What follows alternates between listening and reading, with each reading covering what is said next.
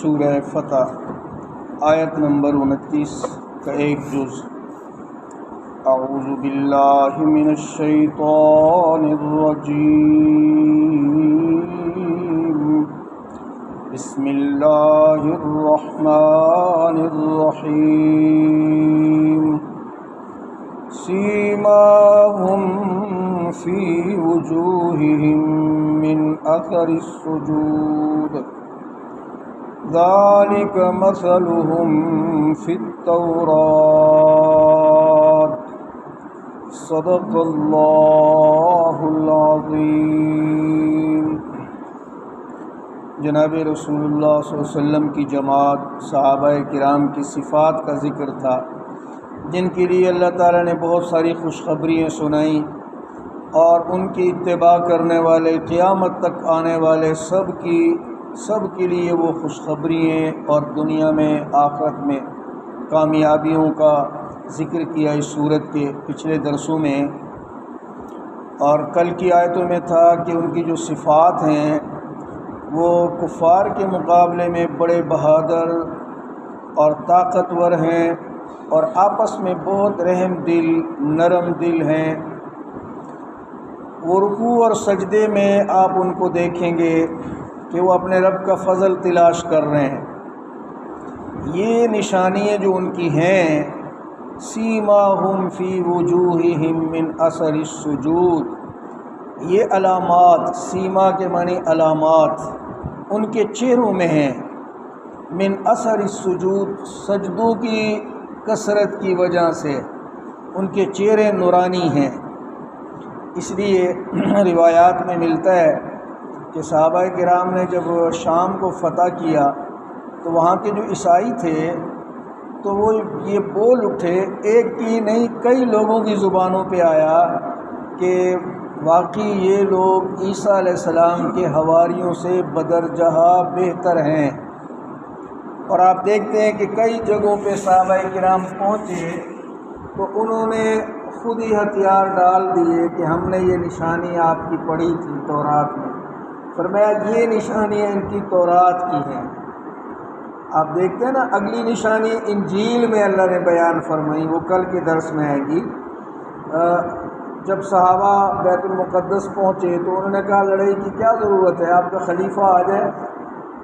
حضرت عمر رضی اللہ تعالیٰ عنہ مدینہ سے سفر کرتے ہیں، ایک آدمی صاحب غلام ہے، اور وہ بھی ایک ہی اونٹ ہے، اور باری باری سفر کرتے ہیں اس کے اوپر۔ آج آپ دیکھیں یہ ساری چیز، امن ایسا کہ ان کو کوئی خوف و خطرہ نہیں تھا، اللہ کی ذات پہ ایسا بھروسہ۔ اور وہاں جب عیسائیوں نے دیکھا، یہودیوں نے، تو انہوں نے کہا ہاں ٹھیک، یہ نشانیاں ہم نے پڑھی ہیں۔ رسول اللہ صلی اللہ علیہ وسلم کے صحابہ کی علامات و نشانیاں تورات و انجیل میں مذکور تھیں۔ اللہ تعالیٰ فرماتے ہیں یہ جو سجدوں کے نشانات ہیں ان کے چہرے پہ، یہ ایک گول سا دائرہ بن جاتا ہے چہرے کے اوپر، یہ نشانی مراد نہیں ہے، ورنہ قرآن کہتا ہے سیماہم فی وجوہہم کے بجائے قرآن کہتا ہے فی جباہہم، ان کی پیشانیوں کے اوپر نشان ہے۔ یہ جو گول دائرہ کا ایک بن جاتا ہے نشان ایک یہاں پہ ماتھے پہ، وہ مراد نہیں ہے۔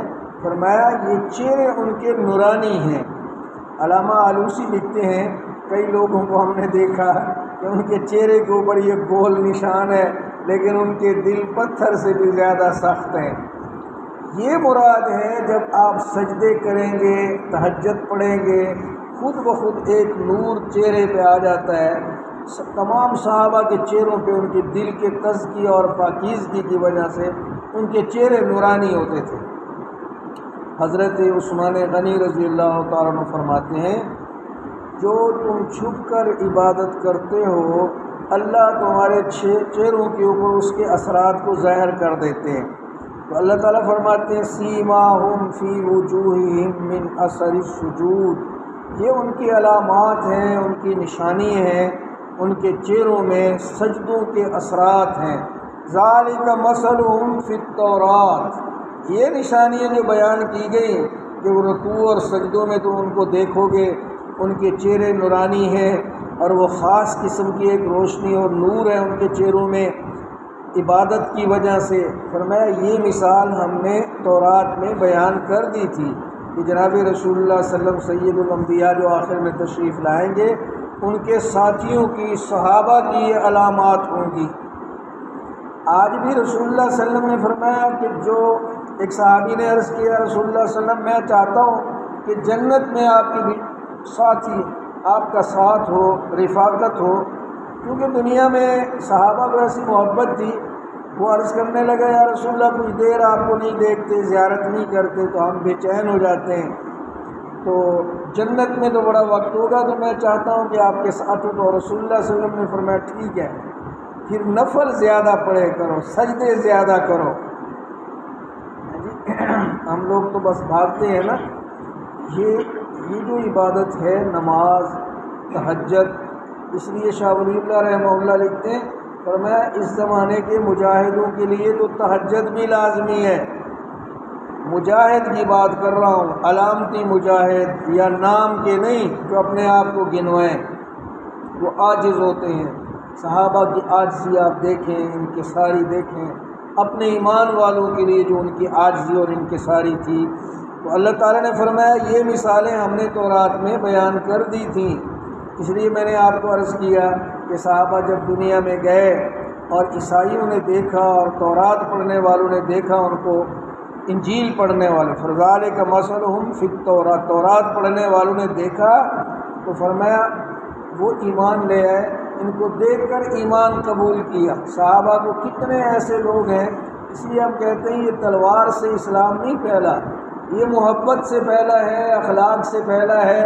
صحابہ کی جو نشانیاں تھیں، رسول اللہ صلی اللہ علیہ وسلم کے جو پیارے اخلاق تھے، آپ دیکھیں نا ایک جنگ سے، ایک جہاد سے واپس تشریف لا رہے ہیں، حدیث پاک میں آتا ہے رسول اللہ صلی اللہ علیہ وسلم اور صحابہ، دن کا وقت ہے، دوپہر کا، گرمی ہے، درختوں کے نیچے سستانے کے لیے کچھ دیر آرام کر رہے ہیں، تو آپ صلی اللہ علیہ وسلم نے اپنی تلوار لٹکا دی درخت کے ساتھ۔ تو ایک بندہ اسی طاق میں تھا، جاسوس تھا کہ مجھے موقع ملے، آ کر جب اس نے تلوار اتاری رسول اللہ صلی اللہ علیہ وسلم کی اور پھر حملہ کرنا چاہا اور پوچھا کہ آپ کو کون بچائے گا، رسول اللہ صلی اللہ علیہ وسلم نے فرمایا اللہ، اس کے ہاتھ سے گر گئی۔ رسول اللہ صلی اللہ علیہ وسلم نے جب پکڑ لی تو فرمایا اب آپ کو کون بچائے گا؟ اس نے عرض کیا آپ تو بڑے سخی ہیں، بڑے کریم ہیں، آپ کی تو شہرت ہے، آپ رحم کریں گے مجھ پہ؟ رسول اللہ نے فرمایا میں نے تجھے معاف کر دیا ہے۔ تو یہ اخلاق اعلیٰ تھے۔ اور ایک جہاد سے آپ تشریف واپس لا رہے تھے تو ایک شخص اپنی اونٹنی پہ دوڑتا ہوا آیا کہ محمد صلی اللہ علیہ وسلم کون ہے؟ اس وقت وہ کافر تھا۔ صحابہ نے اشارہ کیا تو جب رسول اللہ کے چہرے کو دیکھا تو اس نے کلمہ پڑھا۔ کلمہ پڑھنے کے بعد اس کی اونٹنی بدکنے لگی تو وہ گر گیا اور وہیں پہ فوت ہو گیا۔ رسول اللہ صلی اللہ علیہ وسلم نے فرمایا دیکھو یہ کیسا خوش قسمت ہے، نہ اس کو نماز کا وقت ملا ہے، نہ روزے کا ملا ہے، اور سیدھا جنت میں چلا گیا ہے۔ تو یہ صحابہ کی اور رسول اللہ صلی اللہ علیہ وسلم کی زیارت کر کے لوگ مسلمان ہو جاتے تھے۔ اسلام تلوار سے نہیں، اخلاق سے اور صحابہ کی ان پاکیزہ علامات سے اللہ تعالیٰ نے اسلام کو پھیلایا۔ اور ہم سب کو حکم کیا ہے، میں بار بار عرض کیا کرتا ہوں کہ صحابہ کی اتباع کرو۔ اگر دنیا آخرت کی کامیابی چاہتے ہو، ایمان پہ پختگی چاہتے ہو تو ان کی اتباع کرو، ان کی صفات کو اپناؤ۔ اللہ تعالیٰ ہمیں قیامت تک اسی لیے سنا رہا ہے۔ اور آج مسلمانوں سے فرض نماز ہی ادا نہیں ہوتی، تہجد تو چھوڑو، باقی نوافل۔ اس لیے نماز تو ایسا جزو ہے ایمان کا کہ اب کسی شخص نے ایمان قبول کیا، نماز کا وقت ہو گیا تو شریعت کہتی ہے کھڑا ہو جائے جماعت کے ساتھ، وہی حرکات و سکنات کرے جو لوگ پڑھ رہے ہیں، بعد میں سیکھتا رہے۔ لیکن ہم نماز کو بھی نہیں پڑھتے۔ یہ لازمی چیز ہے عبادت اور دل کی صفائی کے لیے۔ اللہ تعالی ہم سب کو صحابہ کرام کا اتباع نصیب فرمائے، قرآن مجید کی سمجھ عطا فرمائے، عمل پیرا ہونے کی توفیق عطا فرمائے۔